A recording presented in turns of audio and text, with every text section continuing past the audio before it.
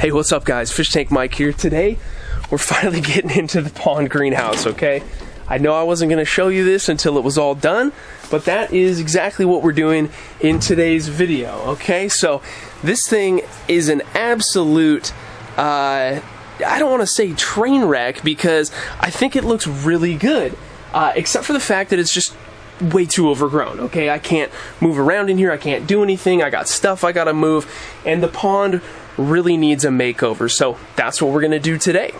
When we first walk in, I mean, the path that we used to have in here is totally gone. We got 2 stepping stones, maybe 1 right there, but it got totally overgrown by the creeping Jenny and the baby tears that we planted over here. I mean, this stuff is absolutely massive. We're going to be pulling out a lot of this stuff and kind of like rearranging and creating some order in here. As you can see, the pond is...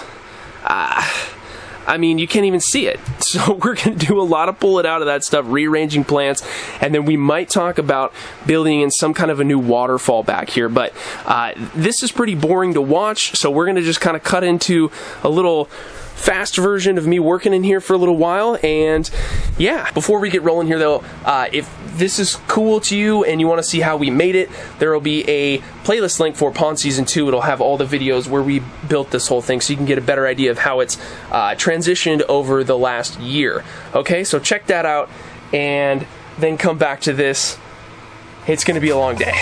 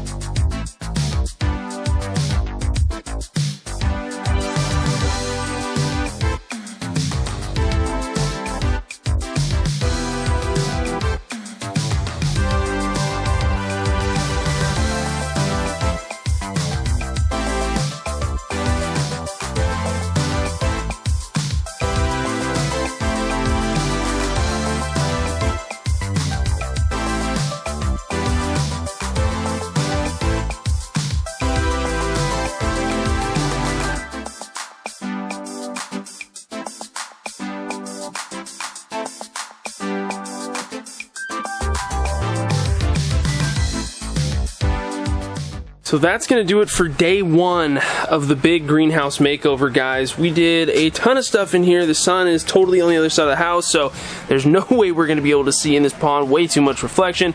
Impossible, but I think you can still tell, though, that it looks a heck of a lot better. At least we can step back here and actually see the pond, right? We had to total a lot of this ground cover. We ended up stepping on a whole bunch of it. I tried my best to take some of the stuff that was over here and repurpose it to keep covering these edges around the pond. That's a big deal for me, for the aesthetic, and you can see we put some of that baby tears in the back, and we'll just hope that one day it gets nice and bushy and tall and then eventually creeps over that rim so we don't see it. But we obviously moved a lot of the pond plants too, so we have our big like elephant ears plant in the back. Still this kind of big void here that I don't like. We might try reshuffling some plants over tomorrow, and then we'll just kind of continue rounding things out. Hopefully we'll come out tomorrow and the water will be clear. It's obviously super turbid right now and we can barely see any of our fish, so let's come back tomorrow. Alright guys, we're back at the pond. It's actually 2 days later. It is super hot today, so we got all the doors wide open. But let's check out the fish, because we can actually see through the pond a little bit here. So Chris is chilling. We have a couple white clouds, golden white clouds in here somewhere. There goes one right in front there. And then a ton of cherry barbs that you can't really see. They're just impossible without getting into the pond with the GoPro. And so I think we should do that right now. Check out the state of things down there. It's going to be super dirty. But then we'll have a good before and after shot of me cleaning up the inside of the actual pond.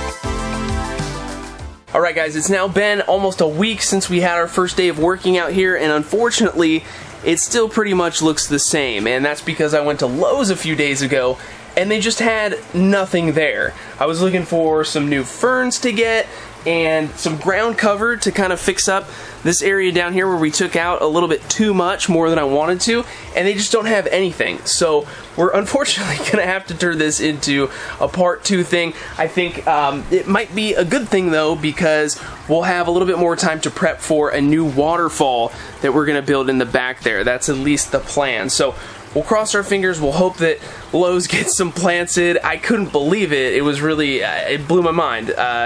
People are doing a lot of garden stuff this summer, I guess. So yeah, I think we did really accomplish a lot though. I mean, the pond for one it's here again. We can see it, right? And then we actually have a path over here that we can walk around to the back, which is really nice, and hopefully that makes it easier to do whatever work we have to do over here to make our new little waterfall. I do wish we had some more ground cover though. My helper out here took a little bit too much off the side there than I wanted to, and we did take out a lot of stuff in the back, so we kind of have an empty spot that I'm not really happy with. So hopefully we can remedy that with some new plants and just kind of let this thing get to vibing again. Something I did want to talk about, guys, is the fact that we don't have a ton of cherry barbs or golden white cloud minnows in the pond anymore. We definitely have more cherry barbs than the white cloud minnows, but something happened to them, and I think ultimately what did happen was that over the winter time, Chris got hungry and started eating the smaller ones.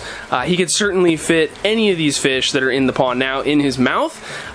He must have just got hungry.